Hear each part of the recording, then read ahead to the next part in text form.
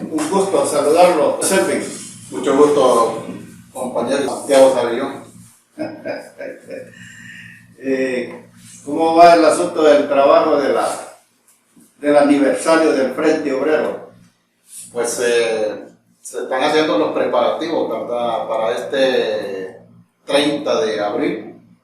Se tiene programada esa fecha tentativa, ¿verdad? Para celebrar la asamblea del Frente Obrero. Esta asamblea será muy importante porque va a haber representación a nivel nacional, casi a nivel nacional, ¿verdad? Hay muchos departamentos donde el Frente Obrero ya tiene cobertura, se están haciendo trabajos, ¿verdad? Y la idea es expandir a nivel nacional, los 18 departamentos, el Frente Obrero, hay que organizar la masa obrera, ¿verdad? Entonces, por eso es la importancia y la trascendencia que va a tener la asamblea este 30 de abril del Frente Obrero. Y el Frente Obrero está involucrado en esta cuestión también, ¿verdad? Ya hay preparativos con muchos sindicatos, ¿verdad? Y todas las centrales obreras para hacer un programa mancomunado, ¿verdad? Para esa fecha específica que es el 1 de mayo o 1 de mayo, como popularmente lo llamamos, que es el día de la clase obrera, ¿verdad?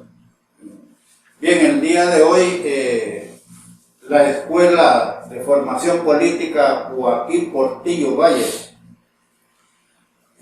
para este día hablaremos sobre la reforma liberal, ¿verdad? Pero para tocar este tema de la reforma liberal tenemos que hablar también, o sea, de la de México, la de Guatemala y Honduras, porque los tres países están relacionadas una con la otra. Y precisamente en este día vamos a hablar sobre la reforma liberal en México. El próximo programa será sobre la reforma liberal de Guatemala y seguidamente tendremos la de Honduras. Entonces podemos empezar diciendo de que las reformas liberales, tanto en México, Guatemala y Honduras, se da dentro de un marco de la lucha, ¿verdad?, de poderes dentro de lo que eran los representantes de la monarquía española, que todavía habían vestigios en ese contexto histórico, contra los liberales progresistas, ¿verdad?, que proponían, ¿verdad?, un nuevo modo de producción basado en el capital.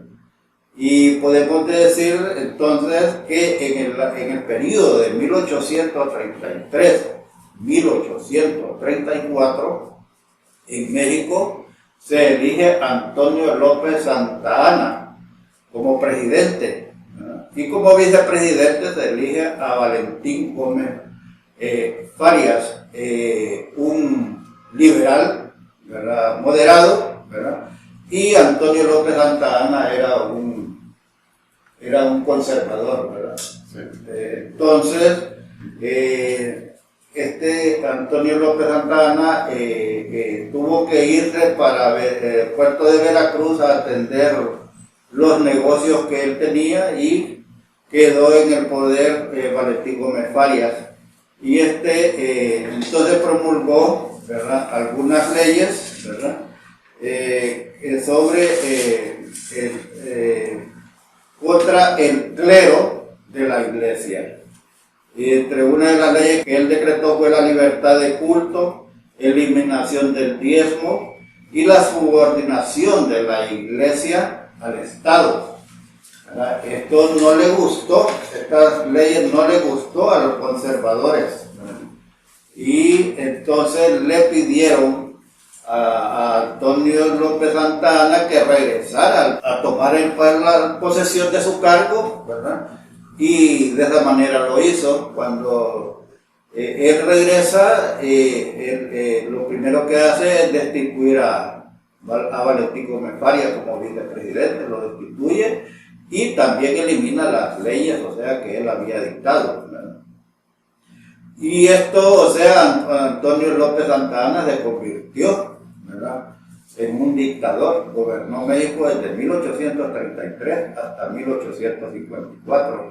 Fue así que en este año, en 1854, se reunió un grupo de liberales progresistas, entre los que tenemos a Antonio López, a Juan Álvarez, a Ignacio Comonfort, Benito Juárez y a Sebastián Lerdo. Estos liberales progresistas se unieron y dispusieron derrocar a Antonio López Santana, que lo consiguieron en el año de 1855. Entonces se nombró, ¿verdad?, como presidente provisional a Juan Álvarez. Juan Álvarez estuvo poco tiempo porque era un presidente provisional, y después el pueblo eligió a Ignacio Comonfort, ¿verdad?, que gobernó en México de 1855 a 1857, 2 años nada más. Pero ¿qué pasó con Ignacio Comonfort? O sea, una de las situaciones es que los liberales progresistas querían una nueva constitución, y esa constitución se llegó a dar. Se eligió una asamblea y se eligió, o sea, también se redactó la Constitución de 1857, entre las cuales esta Constitución tenía que México iba a ser una república representativa, democrática y federal, dividida en 3 poderes, que son el ejecutivo, el legislativo y el judicial.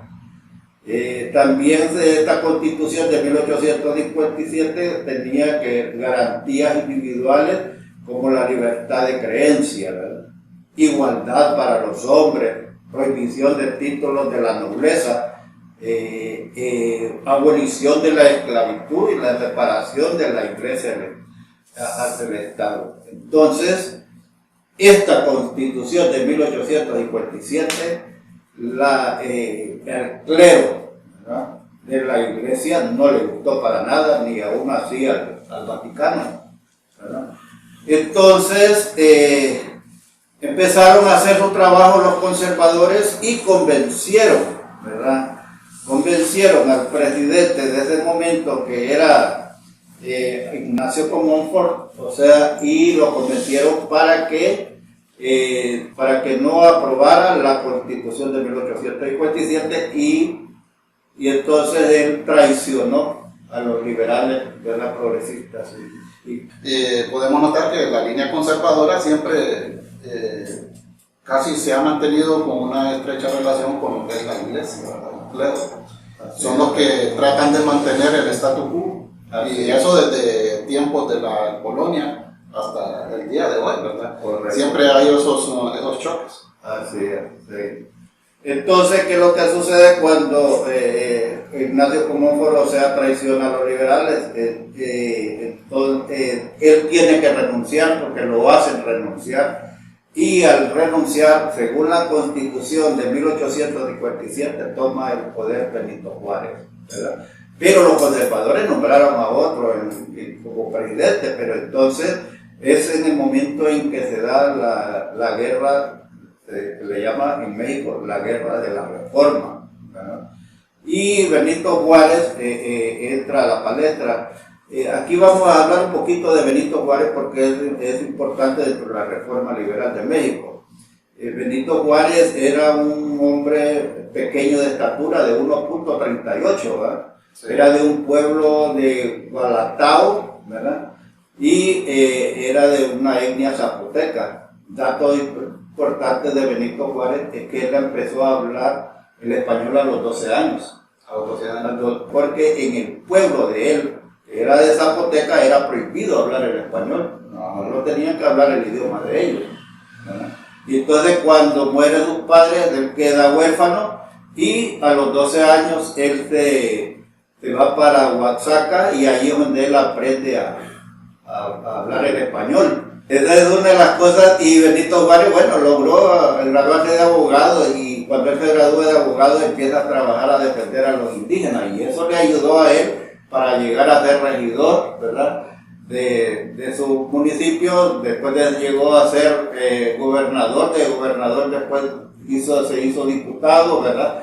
Después de diputado, él llegó a ser presidente de la Corte Suprema de Justicia. Y después de presidente de la Corte Suprema de Justicia, llegó a ser presidente de México. Muy inteligente. Entonces fue escalando. Sí, y lo bueno de esto es de que, un apunte más, que ha sido el primer y único presidente de origen indígena que ha tenido México hasta el día de hoy. Sí. Entonces, pero uno de sus mayores oponentes que tenía Benito Juárez fue la Iglesia Católica. Correcto. En el año de 1800. El ala conservadora. El ala conservadora. El 12 de julio de 1859, Benito Juárez decretó ley de la nacionalización de los bienes eclesiásticos. Diseñó un plan de alfabetización nacional. Sí, sí. Mandó a transformar los conventos. Habían, se supone, como 20 conventos en México, conventos de monjas, ¿verdad? Y esos conventos los elimina y los transforma en escuelas, ¿verdad? Y telégrafos. Y telégrafos. Sí. Decretó una ley también sobre libertad de culto, ¿verdad? Y cautó los hospitales que tenía la Iglesia Católica. Ajá. Y también intervención, porque hasta la Iglesia Católica tenía intervención en los cementerios, también se los quitó. Y también extinguió todas las comunidades religiosas de monjas, ¿verdad? La libertad de expresión ante todo, y prensa. Y prensa la libertad de expresión y prensa. Bien, también Benito Juárez, uno de los puntos importantes que él le dio pues, mucho empeño, aparte de la educación, fue el factor económico. En lo económico, ¿verdad? En el ámbito internacional, Benito Juárez negoció la deuda externa que tenía México en ese entonces, la negocia con la Gran Bretaña. Entonces la reina Isabel le concedió 2 años, ¿verdad? Se puede decir de gracia, para que empezara a pagar la deuda México a la Gran Bretaña, al Imperio Británico, ¿verdad? Y dentro de ese convenio va, pues, la concesión que le da, o la franquicia que le da México a la Gran Bretaña para la construcción de un ferrocarril, ¿verdad? Una línea férrea y todo el montaje del ferrocarril, de todo lo que implica un ferrocarril, desde el puerto de Veracruz, uno de los puertos importantes en la costa atlántica de México, ¿verdad? Con la construcción de casi 500 kilómetros de carretera hasta la capital de México, desde Veracruz hasta México, casi 500 kilómetros. También en el ámbito internacional se reunió con el exsecretario de Estado, Mr. Seda, y un grupo de empresarios de Estados Unidos para que invirtieran en México, para que viniera la inversión, ¿verdad?, extranjera a México, y así mejorar la economía mexicana. También otro punto importante que resaltar ahí es que para el año 1878 la población de México era de 7 millones, ¿verdad? Esa era la población. 7 millones. Sí, comparado con la población de hoy, si son del Distrito Federal hoy hay como 30 millones, ¿verdad? Sí. Entonces, en todo el territorio, para 1878, habían 7 millones de habitantes, y de esos 7 millones de habitantes, solo 800,000 sabían leer y escribir. ¿Y qué hizo él? Del ejército despidió 60,000 soldados, 60,000 militares. Y ese presupuesto, pues lo pasó a educación contratando maestros. Y él dijo, maestros por soldados. Y no hacer doña Xiomara eso, o sea, despedir soldados y contratar más maestros. Mire, sería un gran avance solo eso.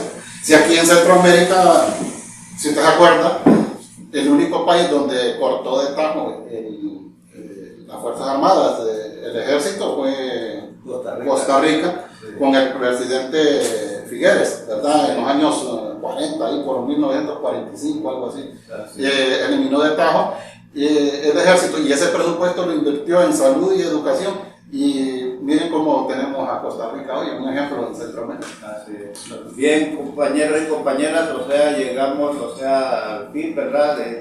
Para reforma liberal en México. En la próxima tenemos la reforma liberal en Guatemala.